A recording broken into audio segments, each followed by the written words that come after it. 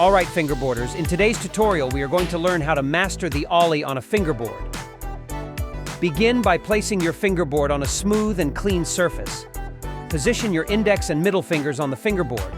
Imagine you're on a full-size skateboard. Begin by pressing down on the tail of the fingerboard. With a quick and controlled motion, snap the edge of your index finger against the tail of the fingerboard. This will cause the nose, front of the fingerboard to rise, mimicking the ollie motion.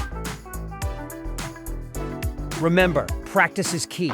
The more you practice this move, the higher and smoother your ollies will become. See you in the next tutorial. Follow us on social media for more tutorials and videos.